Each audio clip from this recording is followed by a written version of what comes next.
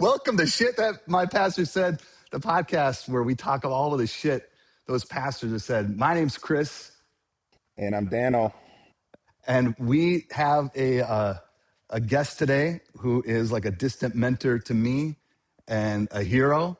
And his name is Greg Boyd. Give a round of applause for Greg. Come on, give it up. Welcome, Greg. Get up, get up. Welcome, Greg. It's good to be here. Thanks for inviting me on the podcast. Yeah, Greg.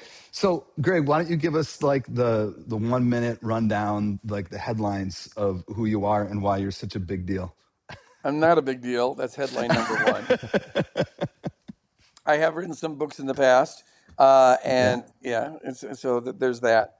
The most important thing is I pastor a church down here in the Twin Cities, Woodland Hills Church in Maplewood, Minnesota, and I'm married to my wife. We're going on 47 years of marriage.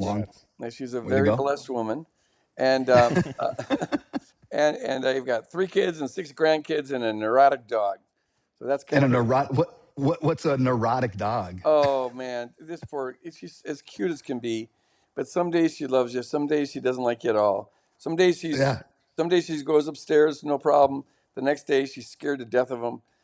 It's just you name it. She's got. Are you sure she's not a cat?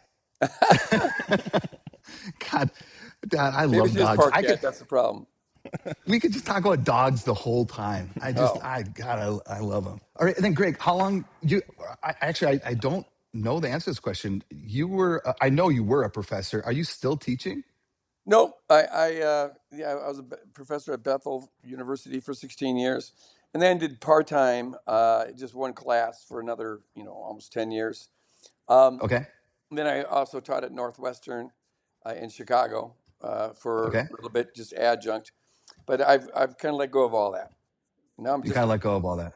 Little old pastor. That's all I am. A little pastor. All right. I also was a drummer in a rock band. So I was going to come up. I'm like, I was going to drop that. Isn't it speed metal too? It's not just rock, isn't it? Speed metal. Well, my band does not do speed metal. We're just a classic cover band. Classics from the 70s, 80s up to today. Okay. But I love doing it. It's just a lot of fun. We gig now and then around town. But I stumbled into speed metal about 15 years ago. Dragon Force and some of those guys. And it was mainly because I was just mesmerized by the drumming. Oh my gosh, their footwork is so fast. And so when I was younger, I always, whenever I heard a drummer do something that I couldn't do, I just would practice till I was crazy to learn how to do it. And so I thought, why not? They always say it's really good to have, as you get into your 50s and 60s and on, to keep your brain working and have new tasks and new challenges. So I tried to, learn speed metal drumming. And 15 years later, I still suck at it. But it's fun trying. I'm always working on my footwork, trying to get my bass drum faster and faster. And I can never do it either, man. The double pedals for me is like, I'm out. I'm just going to do alt country now. Are you a drummer? Yeah. All right. Well, it's that heel toe method. I don't know if you know what that's about. Yeah, I've tried it. I couldn't get it down. Yeah, it takes a lot of work when you haven't learned it from a young age. The drumming is just phenomenal. I think speed metal and then funk fusion are the 2 genres that require the most intensive drumming, and I love them both. Absolutely. What are your thoughts on drumming for country music? Just your thoughts. If I hear a country song, I run in the other direction. I'm not a country guy. I know. I'm the sole defender of country music. I just went and saw Clint Black last night for the first time, and it was wonderful. Oh my gosh. Wonderful and country do not go together. You're cheating hard. Our lead singer, or one of our lead singers, is female. She wanted to introduce a country western song, and it's like, no. We're very open, very inclusive, but I got to draw a line somewhere. Inclusivity only goes so far when it comes to music.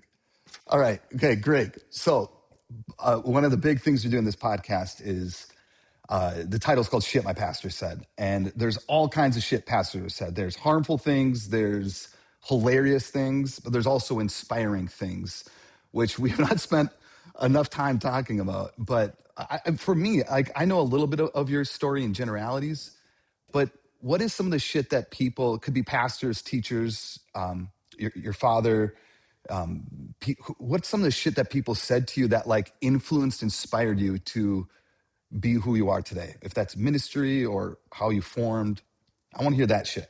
Huh. I thought you were going to ask me about some of the bad stuff I've heard. We And all will. that. Don't worry, that's coming. If we get an That's coming. opening, it's Okay. coming. Oh.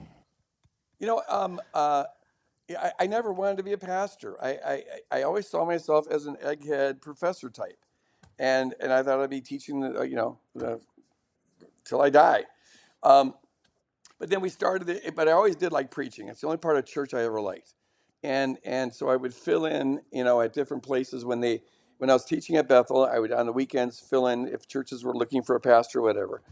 And some of those, kind of went pretty well. And so the superintendent of the Baptist General Conference, which they're called Converge now, and they own Bethel, but they said, hey, let's put you in one place and see if that works. So for about 10 years, I pastored Woodland Hills on the side. And, I'm a really good delegator. I don't like to do what I'm not good at doing. And I'm not good at doing almost everything. Except for casting a vision. So we had other people running the church, whatever. And then I guess it was around 2003, 2004, God just really, he just caused teaching to dry up on me. It just fell dead. And I felt called to get into, to do the pastoring full time. And I mean, it surprised me, it surprised my wife, it especially surprised us because the Lord was calling me out of that right when my daughters were ready to go into Bethel. And if you're a professor and your kids go, you get like a 90% tuition break. So the timing couldn't have been worse. Isn't that like God? It couldn't have been worse. But we finally agreed that this is what God's saying. And that's how I found myself in this full-time position. I wish I could say that it was some inspiring sermon I heard or some advice I heard or something like that. But it was nothing like that. I've had people tell me, I've even read, that no one can be a Christian leader, an effective Christian leader, unless they were mentored by somebody.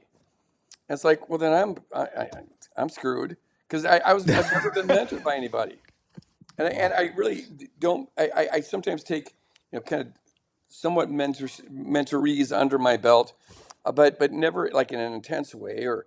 Where you make disciples, whatever. It's mainly just kind of occasional talking through issues. But yeah, so I've never had a figure. I'll tell you one other short story that highlights my weirdness. I don't know why, but I never got the idea of growing up of looking up to somebody. It just wasn't. It was. I just didn't have anyone that I admired. I've never understood celebrity-itis. Like, oh no, someone's coming in the room. It just doesn't register with me. They're just normal people. I just don't get that. And so when people sometimes did that to me, like, oh, Greg Boyd, it was like, stop it. I don't get it. And it wasn't until I was 47, and I was overseas working at Ichthus Fellowship at a revival, teaching in a school and stuff like that, where I was hanging out with the head of Ichthus, his name was Roger Forster. He just died last year.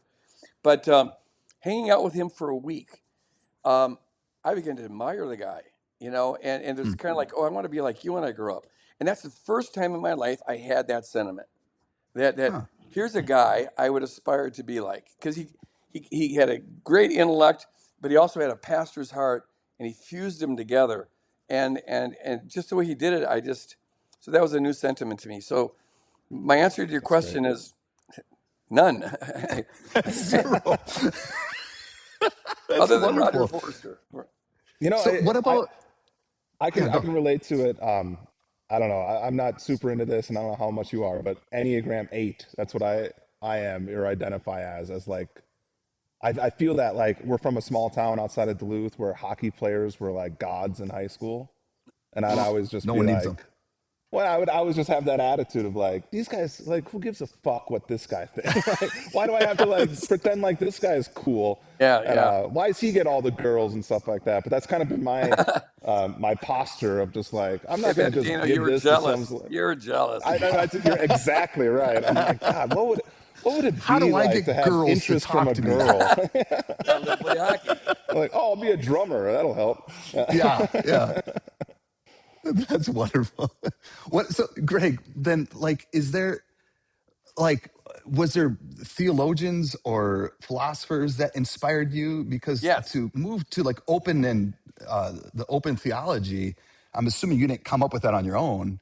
Is there No. other people who inspired you to like move you down that path? Yeah. So I've always had. In fact, I was asked this at one point. I think I was a senior at the University of Minnesota, and a professor had asked me, who are the people you admire, and all I could do is give him dead people who wrote books.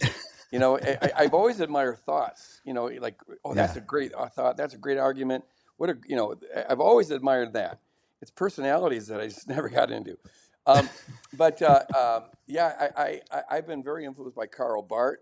I think that's where I first began to be, and this was in seminary. I think in my doctoral program. No, actually, it started in my undergraduate. Well, my first hero in writing was Soren Kierkegaard, and I just Ah, devoured everything Soren Kierkegaard had to say. And then it was Karl Barth, and I devoured everything Karl Barth had to say.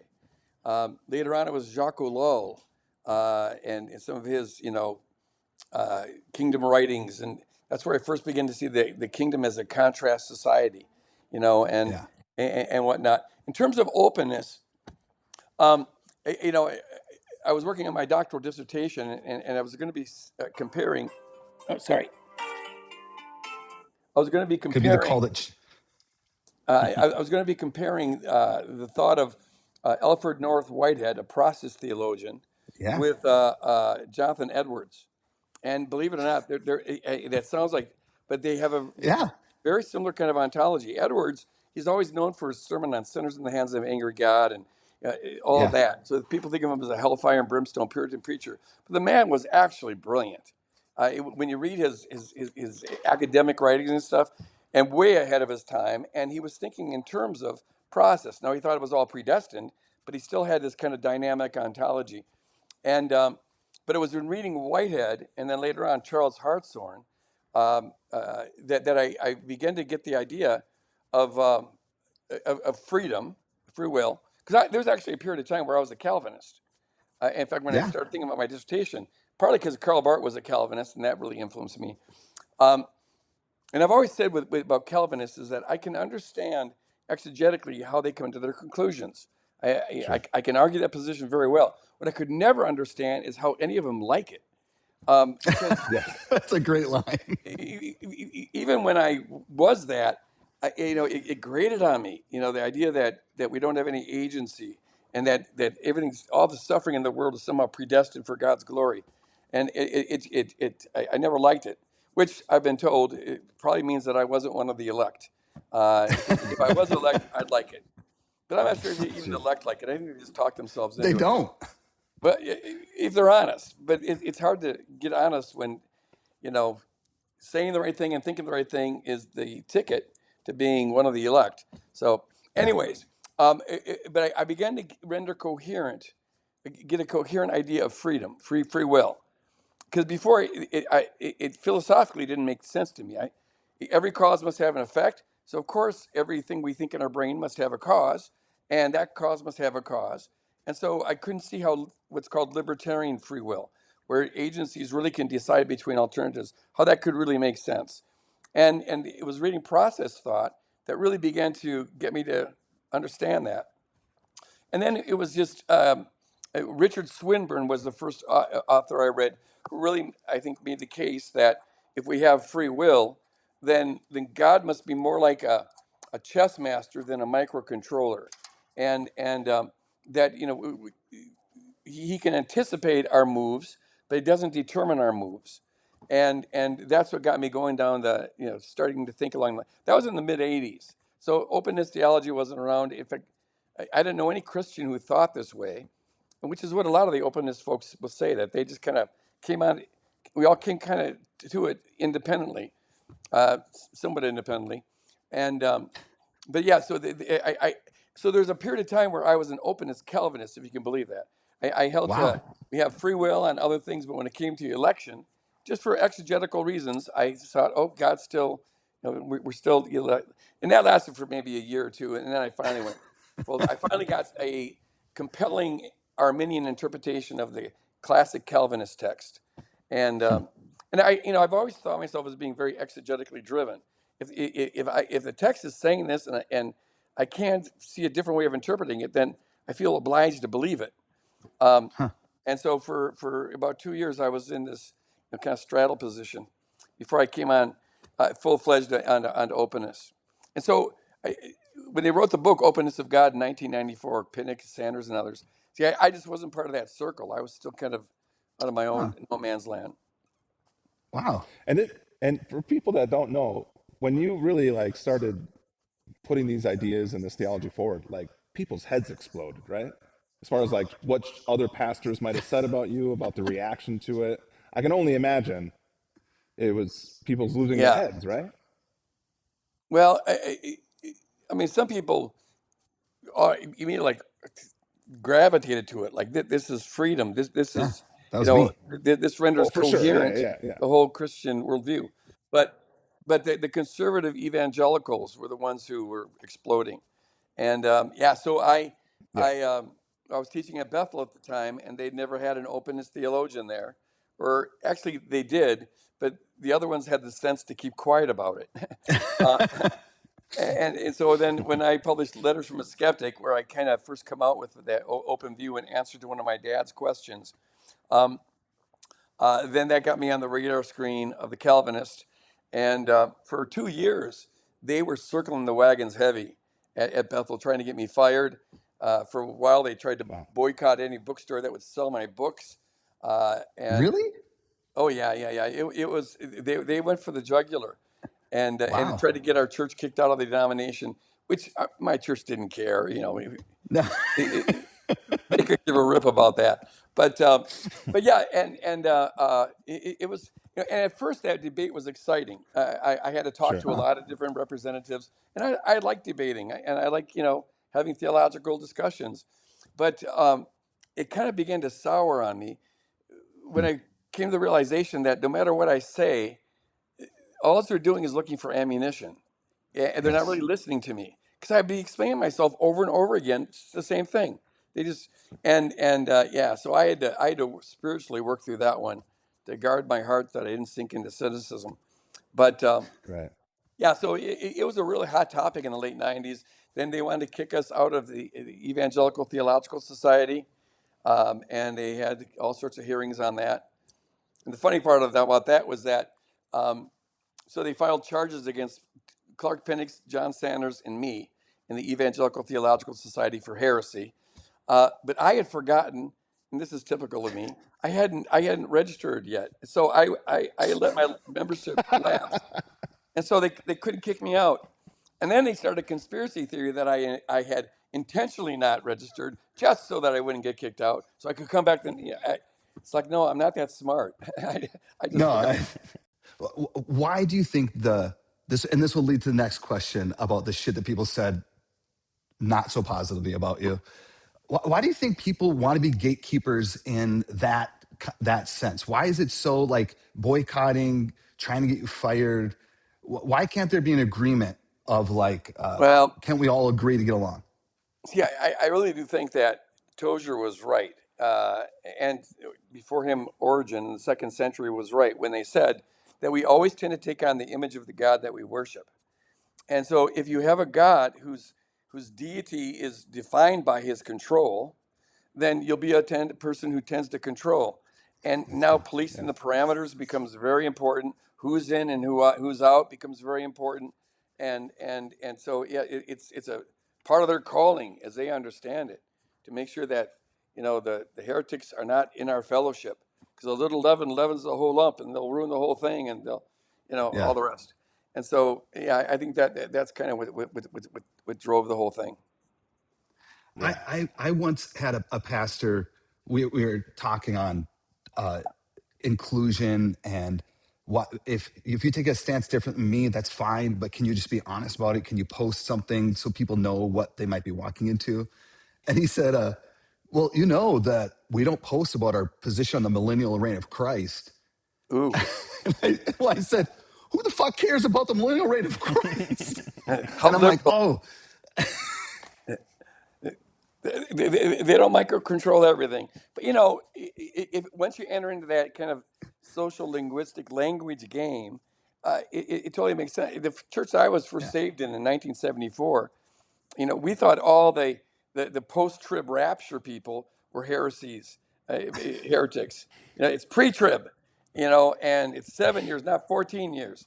And we had it all just so figured out, and we were standing by the truth. Uh, the whole thing. And if you were baptized not having the right words said over you, you're going to hell. And they had all these kind of things, and the things it presupposes such an anal God yes, Yeah. who would die on the cross for you, but then is going to send you to hell because you didn't have the right view of the tribulation or the right view of baptism, or whatever. Like God's some kind of anal theology prof, and you have to answer the questions right or you're zilched. And yeah, it's what kind of conception of God is that? yeah, It's one that once it gets in your head, it's terrifying because now you got to, you become an anal person. We take on the image of the God that we worship. Yeah. It's, but a lot of it, I think, is that um, uh, one of the greatest idols going throughout history, and it's certainly pervasive in religion, and certainly pervasive in Christian religion, um, Christian circles, and that is the idol of rightness, hmm, that's where you get your life and worth and significance and meaning and value, not by your actual relationship with God, but by all of your right opinions about God. And if you form a community that gets life from that, well then disagreeing with them is more than just a difference of opinions. It's a threat to it's an existential threat. It's a threat to their security, their self-esteem. What makes them feel special is that they have the right opinions about everything. And so if someone comes along and says, well, here's a different way of looking at it, it's not enough to just say, oh, we disagree with you. No, you got to bury the sucker. And that's why, one of the hardest things I found going through that whole openness controversy, and there's been several other controversies I've been looped into, but it's that just a you, couple. you never get you never get portrayed accurately. Very rarely does they come out and say, well, here's the best interpretation of Boyd, and here's why we disagree with it. It's always a caricature. Boyd Right. doesn't believe in the omniscience of God. Boyd doesn't believe in the omnipotence of God. Boyd thinks that God is, like one author said, that described my view as uh, uh, I worship a nail biting, hand wringing deity who can only hope for the best. And it's like, man, see, that tells me a lot about your view of God, but it doesn't say a word about Yeah, my view of God.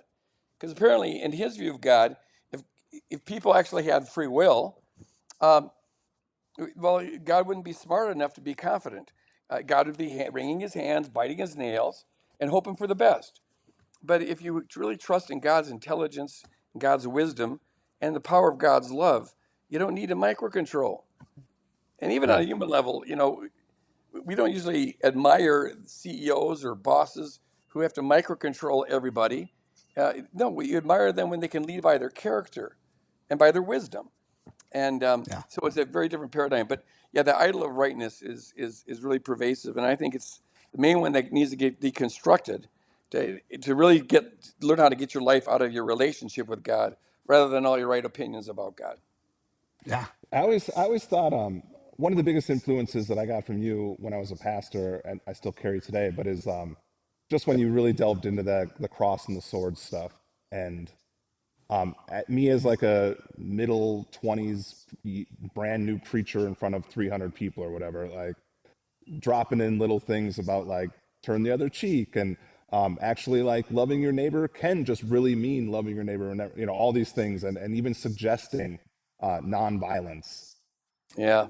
I got such blowback I couldn't even imagine it just from Yep. I was I just hear like, you. what? This seems, and to your point earlier, like let's say Calvinists as a catch-all, like your side would have a lot more credence if you took scripture as seriously as you say you do, because I feel like turn the other cheek, let's just say that, is so crystal clear to me.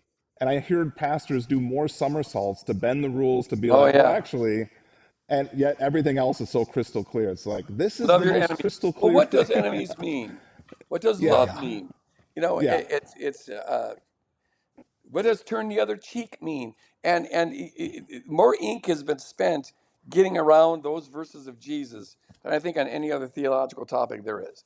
You know, because absolutely. starting with Constantine in the 4th century, you know, when Christians finally got acclimated to violence. I mean, the first 3 centuries, it's pretty clear they were pacifists. Um, they made exceptions for people who are already in the military, as long as you don't serve in a capacity that's where you have to kill somebody, and things like that. But come the 4th century, as soon as the church got in bed with political power, well, now you've got to find a way to, you know, it's hard to run an empire unless you're willing to use violence.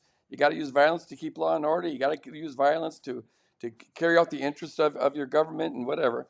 And so they had to find ways of coming up with just war theory. Yeah, Here's why it's it's okay in the for Christians news. to kill and all the rest. And yeah, it's pretty amazing. But it's so baked into, especially American Christianity, the sacredness of our military and God bless Yeah, America. And of course, it's just and right to go out and kill for America if your commanding officer tells you to. And without even thinking, I wonder how that correlates with what Jesus says about loving enemies, doing good to those who persecute you, and all the rest. And so, yeah, when we finally came clean around 2004, and I did that Cross and the Sword series, just showing how the kingdom of God and the kingdom of the world are two totally different animals.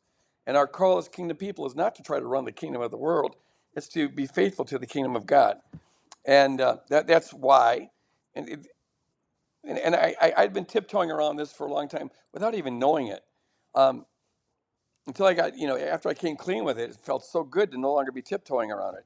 But you just, yeah, you get used to it. You calculate how many people am I going to lose because of this? But Yes. when you come out and say, no, Jesus really does call us to this nonviolence, to actually love our enemies. And when he talks about enemies, and he's not just talking about personal grudges, when you're talking to a peasant Jewish audience in the 1st century, you're talking about the Romans. And these are the Romans who are terrorists, who unjustly kill your loved ones and neighbors, the ones that all Jews love to hate. And Jesus comes along and says, no, love your enemies and bless them.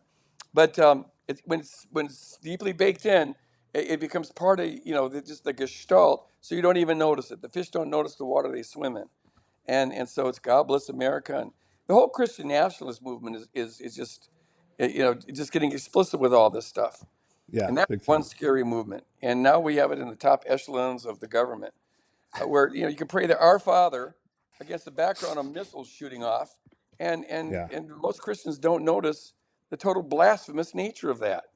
It's just using the Our Father uh, to justify attacking another nation for reasons that still aren't clear. But and, yeah, and then to argue with the Pope on the theology of war is and then just, to post a picture of yourself healing a yeah, person holding an orb of light in the other hand, dressed in a robe. It's absolutely mind-boggling. Now, fortunately, even some Christian nationalists had problems with that. So thank God for that. yeah. It's like Can I ask you a quick question on that? And we you don't can have to ask get me anything too, you want. okay, great.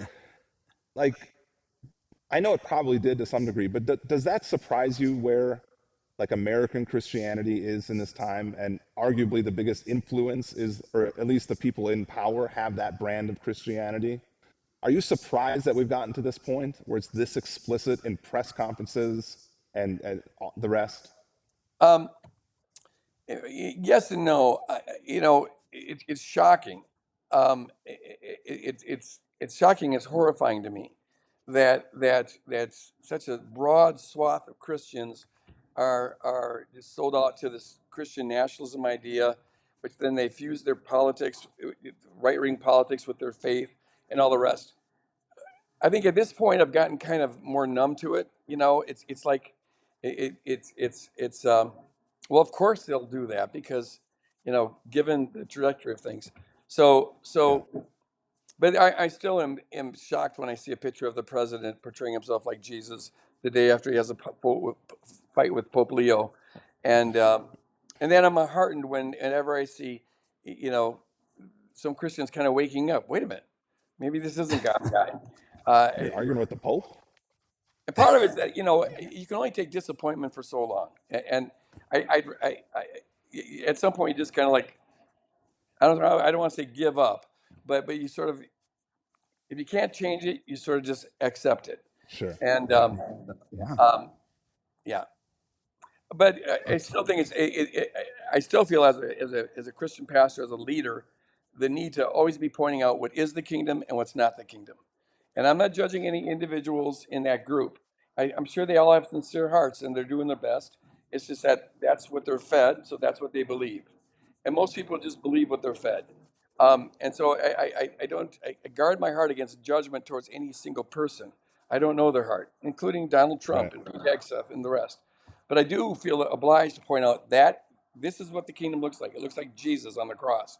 Here's what the kingdom doesn't look like: bombs going off, killing people Right. left and right, and Yeah. people be pointing that out. So do you feel on that? Because I feel that at times, right? Of like, well, I feel a lot of times of the tension, the uneasiness, and like saying like, hey, that's bullshit. I'm pretty sure that's bullshit. But I also feel somewhat numb to it. And I don't know always when do I, we have a couple 13, 14 people that listen to this podcast. But how do you weigh out of like, you have a different platform than us, I imagine. And you've been doing this longer than us. Do Mhm. you feel that need or the responsibility to like, hey, I have to be the adult in the room and kind of and speak loudly against this, even if you're not judging them, but trying to like give a counter argument? Like, how do you weigh in to speak and when to not? Yeah, well, that's a very good question. Well, like everything, we run our church on a team, and so for my first answer is I don't leave it up to my own decisions. I talk about it with a team of people, um, Hmm. and we look at what are some of the criteria that should cause us to weigh in. Because the thing is especially today, if you're going to express what's not the kingdom and speak out against, that, you'll be speaking about that's all you'll be talking about. Yes. And we're an Anabaptist congregation, which means that we take a strong peace stance, and we take a strong separation of church and state, because it's two different kingdoms. And so I don't want to be, in some ways, being involved with all the state nonsense. Even when the church is involved, it's kind of a distraction. Yeah. Our job is to be growing in Christ. And so, kind of the way you think about it is that Jesus, he sometimes said things that were very subversive to the empire, but his face was always towards the people that he was healing. His back was towards the empire. And he spoke Hmm. kind of more by what he did that contrasted with the empire than by ever locking horns with the empire itself. Aside from him Hmm. saying, about Herod, go tell that fox that, I'll be dead. In 3 days, my work is finished. He called him a fox. But otherwise, he doesn't have much to say about the reigning government, even though it was atrocious and terrible. And so, for us, I try to keep the focus on the people and us being faithful and living out our kingdom. Of course, the world's going to do all sorts of crazy bullshit, as you guys like to say. Right. Um, but I don't want to be the MSNBC commentator on Right. the latest news on the terrible things that they're doing. No, I'd rather be saying, let's show the contrast by who we are. And then the other criteria we use is it affecting people that we are called and empowered, our neighbors whom we're called, empowered, and love. And that's where like when the ice raids were happening here, there we had to say some things about it, because what they're doing is impacting the people that we're called to love and serve. I mean, we had, you know, at a church building, we've got two different food shelves going on, and we serve, upwards about 1,000 people a day, who come up in their cars and they come and get it. But during the ice raids, and the vast majority of the people that we're serving are immigrants, whether they're legal or not documented or in process. But the tendency is to drop down, and so now we had to find creative ways of trying to get the food to them and get medication to them, and take them to medical appointments and stuff, because they're terrified, freaking terrified. So there you have to speak out about that. You Hmm. know, so if it's local and affecting the people we're called to love and serve, then we have to speak out against it. Or sometimes, you know, when there's this, like when Trump refers to Somalis, you know, as garbage, um, or when he's depicting the Haitians as eating Yeah. dogs and eating our cats and all the rest. Well, they're, you know, for the sake of the Haitians and Somalis in our congregation, but for the sake of all of us, you got to say, hey, Yeah. folks, you're human beings. You have unsurpassable worth. Don't believe what the president's saying. You Yeah. know, so I we remember. pick and choose our battles carefully because otherwise you'd be shooting at it every day.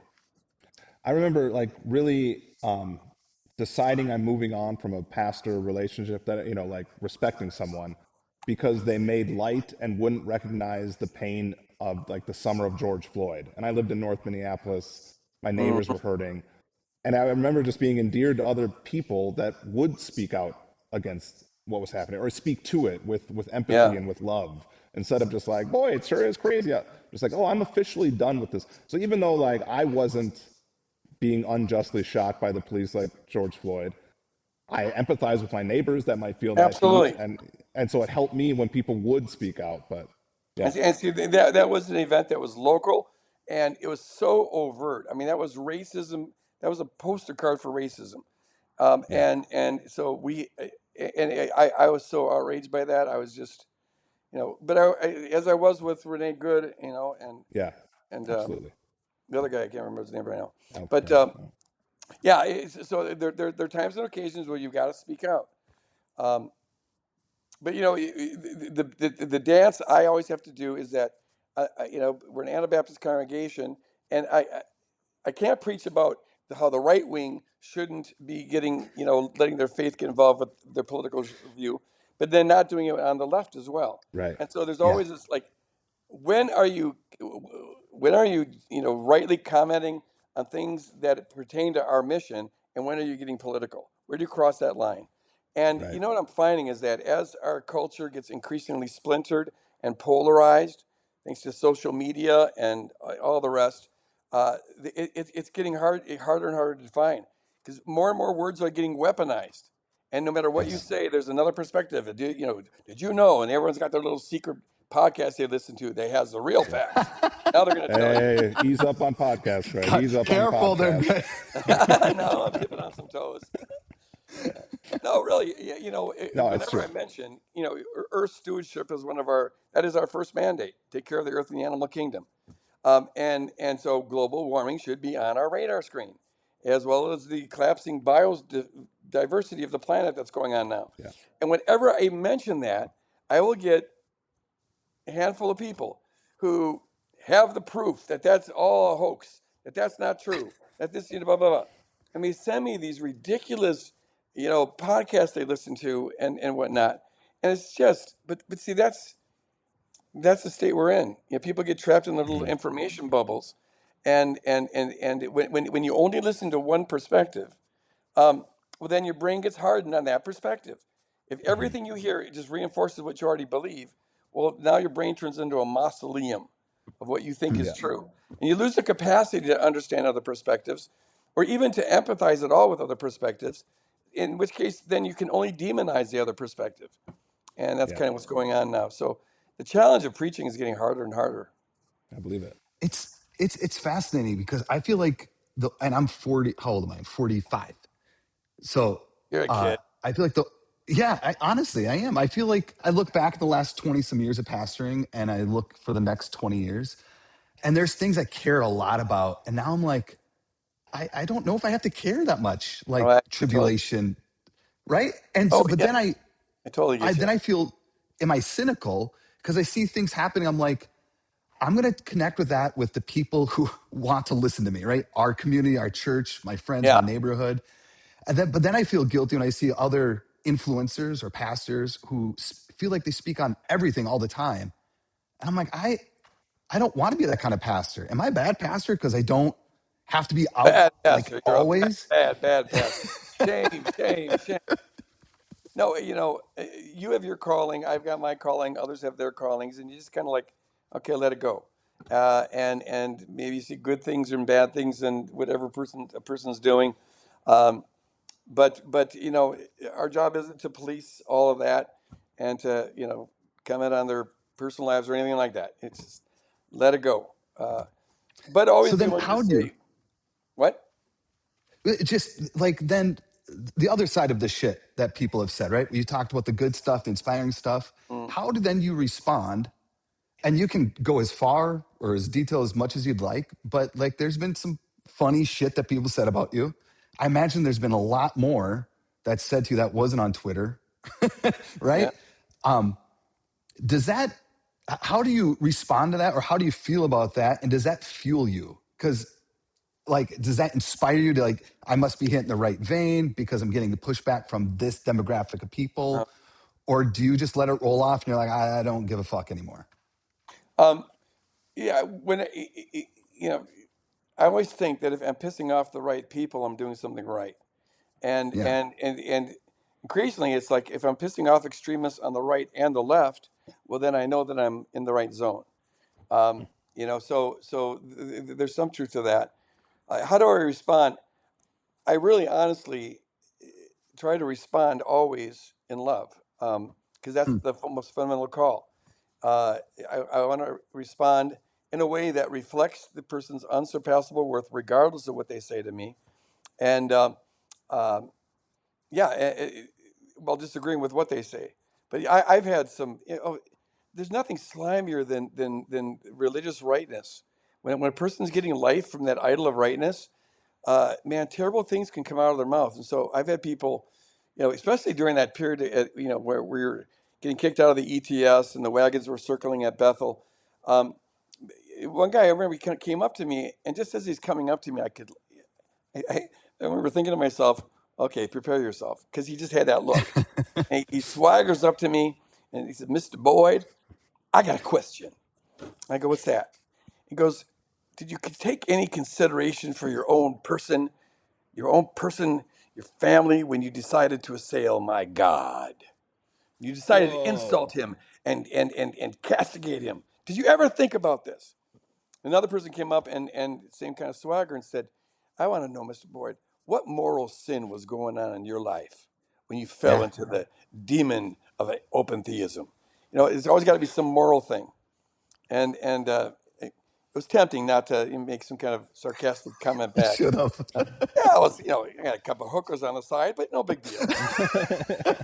Or, something like, but yeah, and that's when you have to like remember your breathing and keep from getting triggered. Because when it's a personal attack, especially, we just have this defense mechanism. Oh yeah, you want to brawl? But that's where you have to like just really reframe it, and they're operating out of their system of beliefs that they were inherited. I always what it really helps me is I believe in libertarian free will, and that people do have choices. We're not predetermined. We can transcend our genes and our social conditioning and all the rest. Um, when I, Though even there, I have to say that the degree of freedom we have in any moment, I think, is pretty small. It's just that if Hmm. we continually operate in that freedom and go down a certain path, well, now it can become larger. You're either moving towards a path of freedom or of bondage. But the degree to which anyone is free is something I can't know. Only Hmm. God can know that. To what degree is this person who's coming to me and attacking me and slamming me? To what degree is he doing that out of a moral, responsible decision-making capacity? Or to what degree is what he believes genetically determined or sociologically determined, or maybe influenced by spirits that I don't know anything about? I mean, the world's infinitely more complex than my brain is capable of processing. So I've come to the point where I look at everyone as a victim and leave Hmm. all judgment up to God, which is, I think, what we're supposed to do. And it helps me come to peace with where people are at. Um, to see that, they're so far as I can see, they're extenuations of their Hmm. genes and cultural conditioning and upbringing. Who knows? It's like with Trump. I don't know. I deplore so many things he says and so many things he does and so many policies he has and all the rest. But I don't know the degree to which he's a free agent who is just choosing this. To what degree, stuff's happened in his childhood that's affecting him, and to what degree, social conditioning. I don't know any of that, and so I leave all that to God. I still will speak out on what is the kingdom and what's not the kingdom. That's my job. But that's why I can't judge any individuals, because it's not given to me to judge. Paul said that. He goes, what business is it of mine? 1 Corinthians 4 or 5. What business is it of mine? He's really saying of ours, to judge those outside the church. Now, in the church, we should have discernment. We're helping one another grow as the bride of Christ. But when it comes to outsiders and stuff, we don't know. And even when it comes to insiders, unless someone's invited you in on your life and you have a chance to walk with them for a good ways, you don't know squat about them. It takes a lot of living in relationship to get to know someone good. And so, and then if they've invited you on your life, that's when you can begin to say, you could choose differently, and you hold each other accountable. But outside of those circles, I think we have, like Paul says, leave all vengeance. In fact, throughout the Bible, leave all judgment to God. God will make it all clear on that day. In the meantime, we live in the sea of ambiguity. And our job is to live in love as Christ loved us and gave his life for us. I really like that idea of like everyone is a victim, right? Of culture, circumstance, whatever it might be. That like gives like empathy and compassion. Because I feel like, and I don't know how you feel, Dano, but I feel like I usually feel like I'm a threat to people just because of all the shit that's been said about what we've done in the church, of including people. And then I'm like, oh, people must hate me. And I'm like, hey, I don't think that many people think that much about me at all. There you And go. right? Honestly, right? It's like in Yeah, your own yeah. head.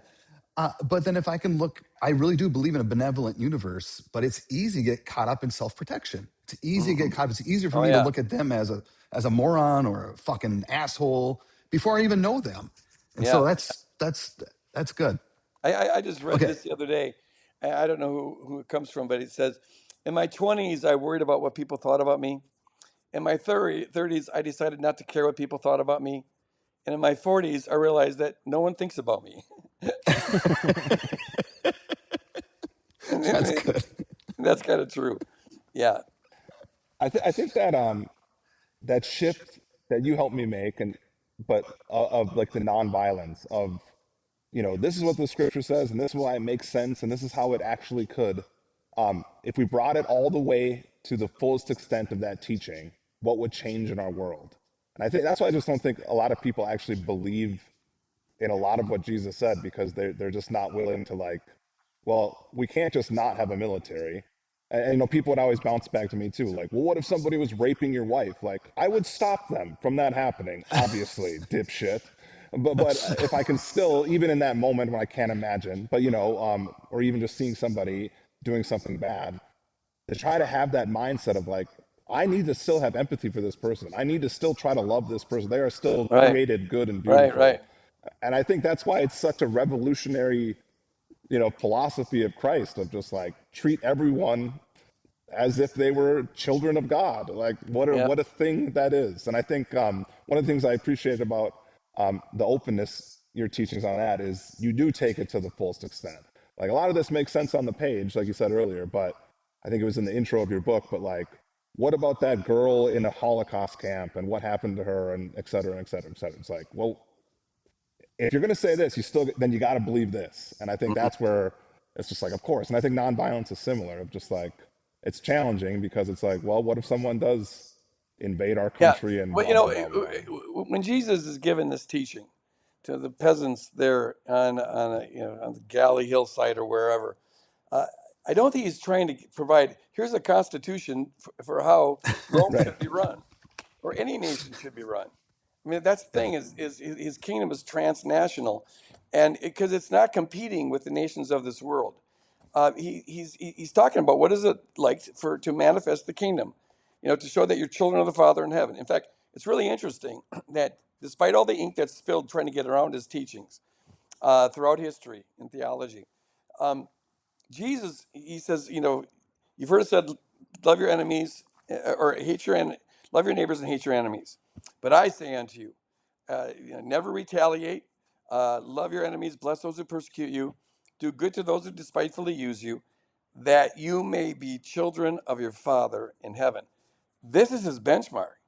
And he says, for the Father causes his sun to shine on the just and the unjust, and the rain to fall on the righteous and the wicked. So the Father's love is indiscriminatory. It has no regard for the merits of the person that you're loving. The command is to love like the sun shines and love like the rain falls.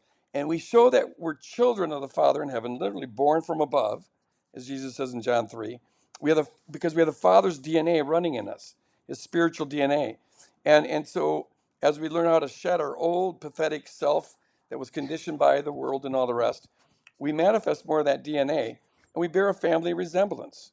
We start to be able to love like the Father loves, and and uh, um, and that's the criteria he holds up. Man, I Yeah. wish a fraction of Christians would embrace that as the criteria. Yeah. The central goal is to look like the Father, and to love like the sun, and to love like the rain falls. He puts it all on that, and in doing that, he's not giving us a rule book about how to respond when someone breaks into your house and wants to rape your wife. That's always the Yeah. case. That's given. Yeah. Every But time. he is giving us a character profile that we would bring to that situation. And and and so maybe if we practice loving, since very few people have rapists break into their house and try to Right. rape their wife, um, maybe if we started practicing flexing that muscle in every way we can in our everyday life. Like I always encourage people to pick out the 3 people in your life who are the hardest to love, the easiest to hate, and the ones you least want to pray for, and commit to praying for them, uh, to hold them up as the objects of your prayer, wishing their well-being, praying blessing on their family. And that doesn't mean hoping that they get away with anything. It doesn't mean, it can mean protect. I often pray protect people from the evil policies that these folks are propagating. But it keeps your heart oriented towards their well-being, and Right. and and even if their well-being, even if they have to go through hell to discover the folly of the way that they're going, and maybe there's terrible punishment, judgment, which is the natural consequences of our own sin. Maybe they have to go through that, but I hope in the end that they are well, that they're rightly related to God and with themselves and with other people. And so by praying for that, you start to condition your heart to love enemies. And see, that's a muscle we just aren't taught to flex at all Right. in America. And so then when the person breaks into your house and says, hey, I want to rape your wife, like he's going to get your permission first. Um, now we all, in those situations, no one's thinking, oh, what does the rule book say I should do? No, we Right. operate out of our character. But if you've been cultivating this character of love, then it changes the equation. It's no longer just a thing that's threatening the wife who you love. It's a human being, a human being who's made in God's image. It's a human being for whom Christ died. It's a human being whom you are called to love, who's now threatening to. And so it'd be like if my son went crazy and for whatever reasons, and he breaks in and he's going to kill my wife or my grandkids. Well, I still am going to do everything possible to stop him. But because he's my son, I'm not going to kill him. Right. I will exert whatever I have to do to come between him and this, but I'll also do everything possible to not kill him. And Right. and so that doesn't give you all a list of all the rules, but it gives you a heart posture that I think is all important, whatever That's issue beautiful. you're considering. That's rich. Okay, we got one last question then. Dano, One do you have last anything question. else? There you go. Okay, we got one last question. Good, The wrapping final up. So question.